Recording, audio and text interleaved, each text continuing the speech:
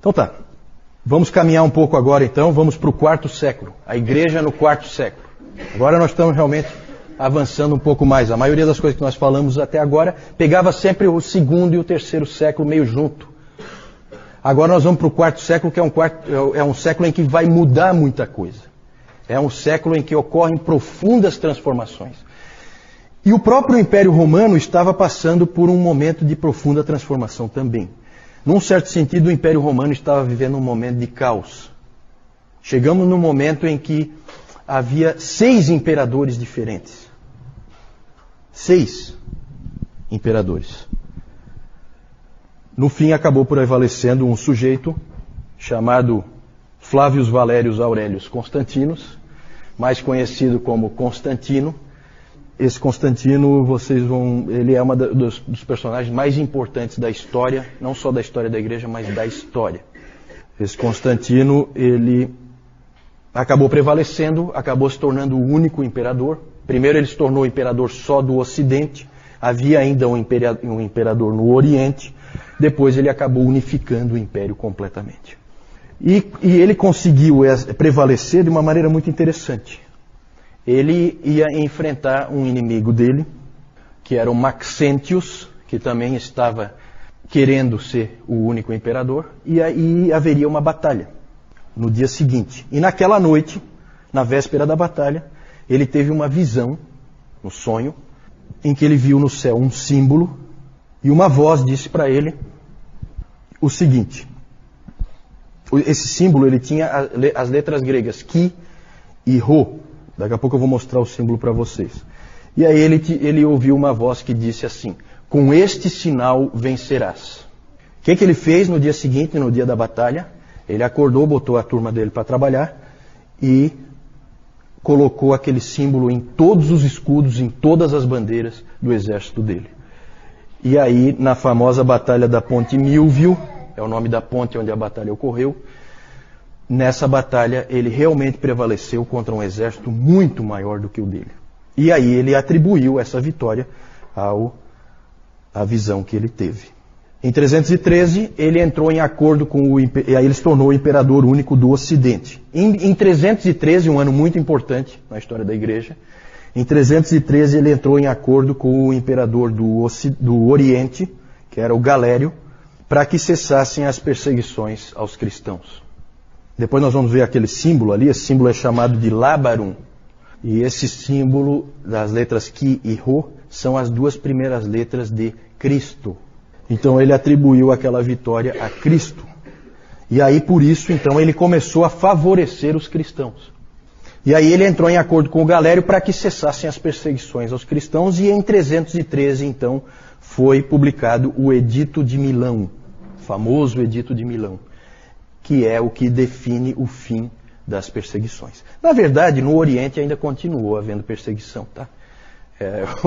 O Galério assinou, mas acho que ele não estava tão afim de cumprir assim, e acabou continuando a perseguição. Inclusive os mártires de Sebaste, se não me engano, foi no ano 320 que eles morreram. Por isso que as perseguições ali a gente coloca do ano 60 até o ano 320. O Edito de Milão não estancou de vez ali as perseguições. Mas já estava, né, a coisa estava indo. No Ocidente passou a haver total liberdade para exercer a fé cristã. A coisa mudou assim. Vocês imaginam como é isso? Um monte de gente morreu anteontem. E agora, de repente, todo mundo pode livremente se dizer cristão. É uma transformação brutal. Uma coisa assim que muda tudo. No ano 324, Constantino acabou tomando o controle do império inteiro. E aí ele levou a capital do império para uma outra cidade. Deixou de ser Roma, a capital do Império Romano. Para onde que ele levou? Quem sabe? Para Constantinopla. Como é que chamava a cidade? Porque Constantinopla foi ele que deu, né? Claro, humildemente, né? O nome da cidade não era esse. Como é que chamava a cidade? Bizâncio, isso mesmo, Francisco. Ele levou para a cidade de Bizâncio, e lá então ele reconstruiu a cidade, claro, para ficar à altura do imperador, construiu um monte de monumentos, aquela coisa toda, e chamou a cidade de Constantinopla. Quem já viu Constantinopla num mapa, hoje é Istambul, né? você vai ver que ela é extremamente estratégica, porque ela fica no ponto de encontro da Ásia com a Europa. E o grande inimigo dos romanos naquele tempo eram os persas que vinham do Oriente. Então ele estrategicamente levou, como ali havia muito problema, ele levou a sede do império mais para o Oriente. E isso aí vai ter consequências para a igreja, tá? Tudo tem consequências. Já vamos ver isso aí. Até a mudança de Roma para Constantinopla vai afetar a igreja profundamente. A pergunta é a seguinte: Constantino era um cristão? Isso aí é difícil de dizer. Ele, ao longo da vida dele, ele sempre viveu uma vida que se poderia dizer subcristã, né? A vida dele não correspondia à fé que tinha. Evidentemente que ele não era disciplinado como o povo comum, porque ele era o imperador e todo mundo era grato a ele. E aí nós vamos ter figuras como esse Eusébio de Cesareia, que... Bom, depois eu falo do Eusébio. Mas ele sempre foi confuso no seu entendimento da fé. Ele dizia que Jesus Cristo tinha salvo ele dos seus pecados, mas ele sempre interferia na igreja. Quando ele dava um palpite, normalmente era errado. Então o entendimento dele era precário. Ele originalmente era um adorador do Deus Sol, como geralmente as tropas romanas eram. Então é difícil dizer. Ele na verdade nunca se batizou. Ele foi batizado só no ano da sua morte. Então deixaram para a última hora. Talvez também por causa daquele pensamento, sabendo que ele não vai cumprir nada mesmo. Então vamos deixar para lavar os pecados dele na última hora, quando ele não puder mais cometer. Eu acho que isso aí a igreja já tratou de fazer assim, porque viram que ele tratava os seus inimigos com extrema crueldade, não foi diferente dos outros, né? Só que agora os cristãos não são mais os inimigos. Então os cristãos escaparam, né? Uma coisa a gente pode dizer com certeza: se ele era cristão ou não, a gente não sabe direito.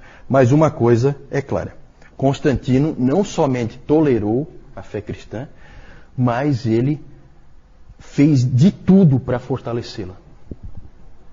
Constantino auxiliou de todas as maneiras que ele podia a fé cristã. Algumas coisas que ele fez: ele livrou todos os oficiais das igrejas, os presbíteros, de qualquer tipo de trabalho. Eles passaram então a se dedicar somente à igreja.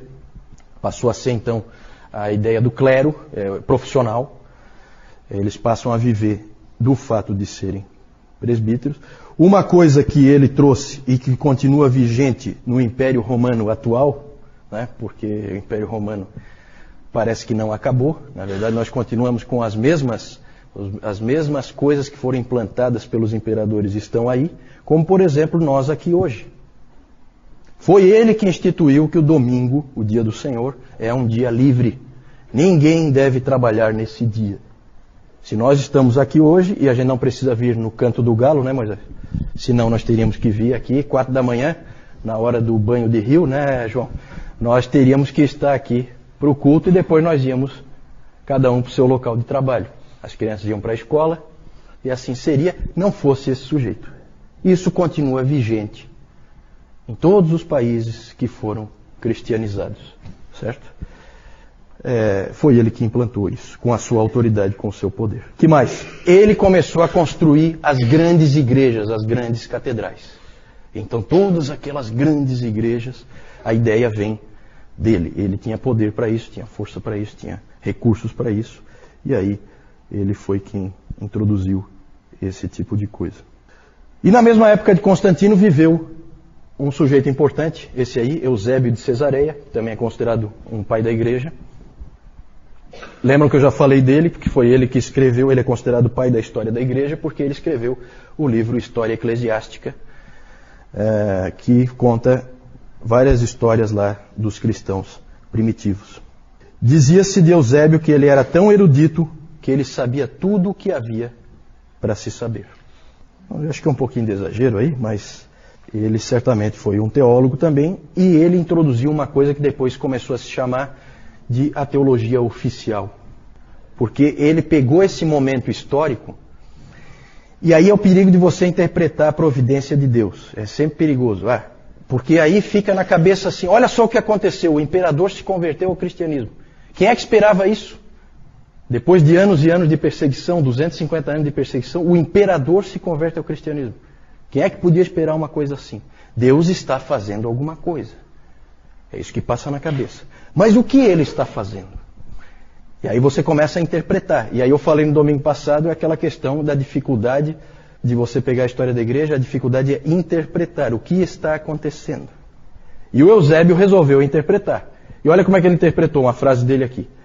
Constantino foi elevado por Deus para ser o vice-regente de Deus.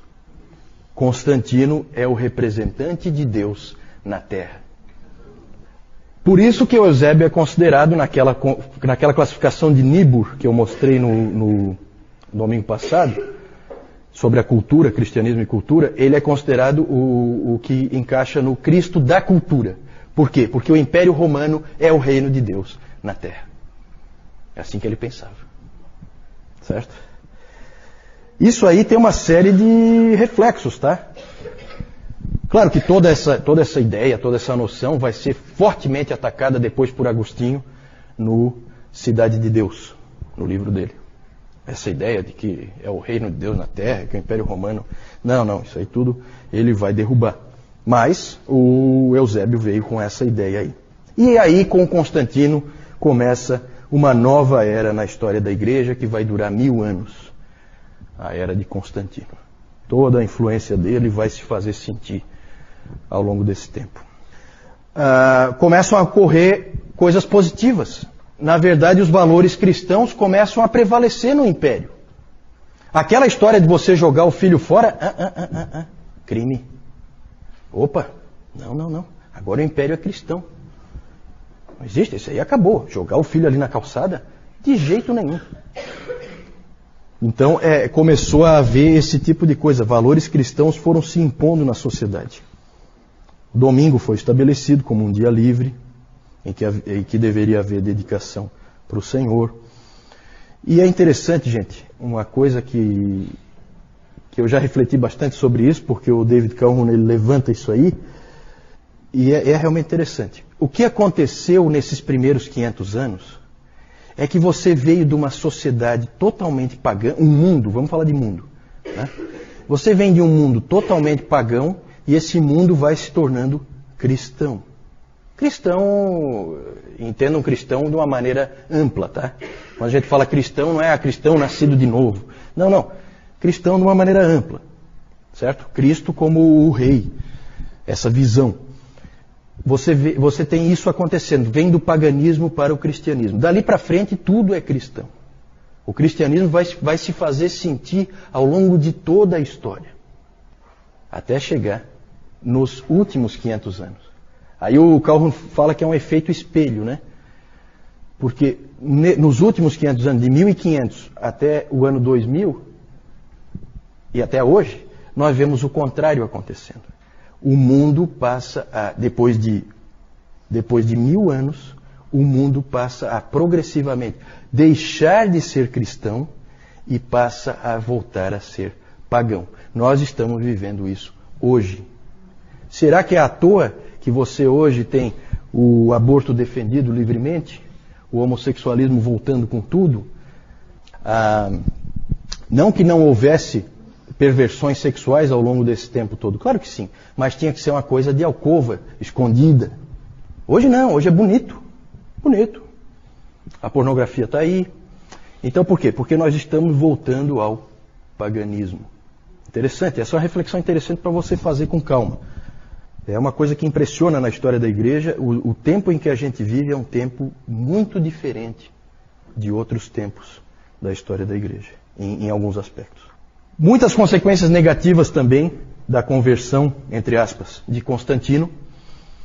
O Peter Brown, ele usa uma expressão em que ele fala da conversão do cristianismo.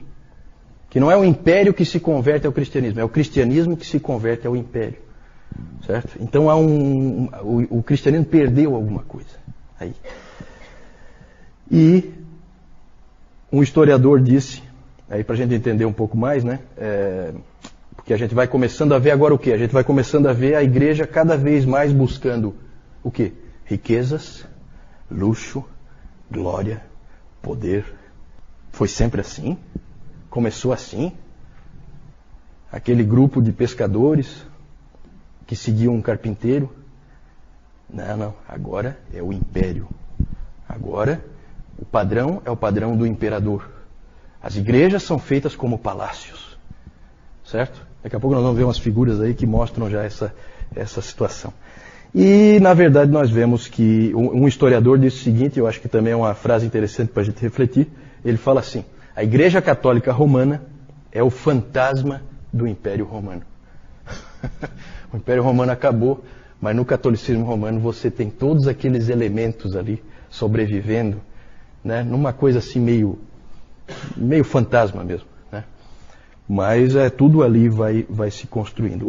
Outras consequências, por exemplo, aí eu não sei, alguns vão dizer que foi ótima, isso que eu vou falar agora, que foi uma coisa ótima, e outros vão dizer que foi péssima. O quê? Conversões em massa. Por que será? Gente, agora ser cristão é fácil e é extremamente vantajoso. Agora, exatamente. Agora é maravilhoso ser cristão. Então você tem centenas de milhares de conversões ao cristianismo, como nunca se viu. Impressionante. O que é um imperador, né? O imperador é um grande evangelista de massas. Né? Gente, essa coisa assim de evangelismo em massa tem que tomar cuidado, porque há conversões e conversões, né? Tem que tomar um pouquinho de cuidado. E é claro que depois de Constantino surge uma coisa que antes não existia. Existiam heresias, existiam gente que entendia as coisas erradas, mas não existia uma coisa chamada nominalismo. O que é nominalismo? Cristão nominal, cristão só de nome, que não tem compromisso nenhum com Cristo, não tem compromisso nenhum com a fé cristã. Mas vai à igreja todo domingo, certo? E vai sempre prestar aquela reverência verbal a um Deus que na verdade ele não adora, ele não está nem aí, porque para ele é interessante. E aí a gente vê de novo o fantasma do Império Romano, né, no que a gente vê normalmente no catolicismo romano. Pode seguir aí. Eu não vou gastar tempo aqui, mas eu acho que a gente não pode deixar de falar para a gente não passar a ideia de que a igreja só existia no Império Romano. Tá? A igreja fora do Império, no quarto século, o que nós temos ali? Na Ásia, o centro da igreja, a igreja mais forte na Ásia, está na Pérsia. Existia uma igreja forte, fora do Império Romano, lá na Pérsia. Essa igreja passou a ser perseguida violentamente aí no quarto século. É interessante porque no que cessou a perseguição no Império Romano, começou na Pérsia. Talvez até pela própria cristianização do Império Romano, os persas que eram inimigos dos romanos podem ter feito essa associação de que cristãos são romanos e, portanto, são nossos inimigos. E aí houve uma das maiores, talvez a maior perseguição que já ocorreu em massa, né, perseguição em massa da história da igreja. Existem estimativas de que 190 mil cristãos persas tenham sido mortos nessa grande perseguição no quarto século na Pérsia. Isso é bem mais do que todos os mortos nos 250 anos de perseguição no Império Romano. E o interessante é que esses cristãos ali da Pérsia normalmente foram bem mais fiéis do que os cristãos lá do Império Romano. Eles apostataram muito menos, foram muito mais fiéis, na média. Claro que a gente conhece poucas histórias, porque nós temos registros, principalmente, do Império Romano. De novo, aquela seletividade, a gente só consegue contar o que a gente tem, e o que a gente não tem é um problema. Na África também, fora do Império Romano, alguns lugares na África eram Império Romano, como nós já vimos. O norte da África todo, Tertuliano era africano, Agostinho era africano, o Cipriano era africano, você tem um monte de gente ali. Então todo o norte da África ali é Império Romano. O Egito é Império Romano. Mas mais para baixo ali do Egito, você tem o reino de Axum, que é a Etiópia, hoje é a Etiópia, que não é Império Romano. E você tem mais para baixo ainda, mais ao sul, você tem a Núbia, que hoje é o Sudão, aquela região ali onde é o Sudão. esses países aí foram cristianizados. São histórias interessantes, a gente não tem tempo para ficar vendo, né? Mas é muito bacana. A Etiópia, a igreja etíope, devia a sua origem ao que eles chamavam de os 9 santos. Os 9 santos são 9 missionários que vieram da Síria. Então é bacana essa coisa mundial, né?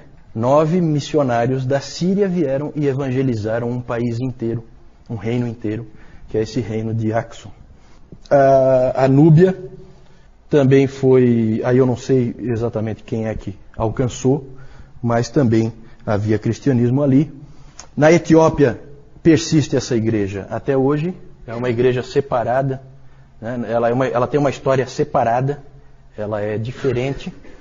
Na Pérsia também existe essa igreja. Vocês lembram na época da guerra do Iraque, que se dizia lá, vinha aquele Tariq Aziz, ele vinha fazer um pronunciamento e ele não era muçulmano, ele era cristão, certo? Só que ele não é um cristão evangélico ou católico ou nada disso, ele é cristão dessa igreja da Pérsia, lá do, sabe? É uma igreja completamente à parte, ela não passa pela história que nós passamos, então é diferente. A igreja na Núbia foi praticamente destruída, desapareceu, né? Ali houve principalmente perseguição da parte dos judeus. Volta só um pouquinho aí, eu só quero falar mais uma coisa. A ida de Constantino, eu falei antes que a ida de Constantino para Constantinopla, ele sai de Roma, leva o império, a sede do império para Constantinopla. Mais ou menos como o Juscelino, que levou a capital, que era Rio de Janeiro, levou para Brasília. Então aconteceu uma coisa parecida no Império Romano, só para comparar. E isso aí fez com que em Roma, que era a grande cidade, gerasse um vácuo de poder, né? Ali sempre foi a sede de poder e agora ficou assim. Tinha lá um sub-imperador, mas não era a mesma coisa. Ficou assim uma carência ali daquela cidade de poder, de ter ali alguém que fosse realmente poderoso. Adivinha quem que ocupa esse vácuo? O que vocês acham? Quem? O Papa, né? O Papa. Que aí o bispo ali, bispo é pouco, né? Bispo tem em toda a cidade. Isso é coisa pequena. Isso é coisa para qualquer um, né? Então começam a acontecer essas coisas interessantes aí. Tudo tem uma explicação histórica. Pode passar? Só aqui rapidamente, esse aqui é o Lábarum, né? Aquele símbolo. Aqui é um quadro, evidentemente, do Constantino. Lá no cantinho está o Lábarum. Então ele vendo, com este sinal vencerás. Lá a batalha da Ponte Milvio, né? Como o artista simbolizou, com uma ajuda de anjos e tal. Tudo isso aí é só arte, né? Pode passar? Aí nós já vemos a influência, né, do Império sobre a Igreja. Aquilo que o Peter Brown chamou de conversão do cristianismo. O cristianismo se convertendo a alguma outra coisa que não é cristianismo. A gente vê, por exemplo, como é que começa a ser a ceia, certo? Cálice de ouro, bandeja de ouro cravejada de pedras preciosas, certo? Olha só, né? Aqui esse símbolo aí, ó, da época, né? Você tem Jesus Cristo entregando uma chave para quem? Para Pedro, e entregando um estandarte para quem? Constantino, né? Teologia oficial. Um sarcófago de um cristão, certo? Quanto é que vocês acham que custa para você contratar um artista para fazer todo esse entalhe aqui, certo? Né? No teu leito de morte. Então começou essa coisa, luxo, pompa, riqueza, poder. Entrou na igreja. Vamos lá. Esse é o Eusébio de Cesareia, só, claro, simbolizado aí por uma figura.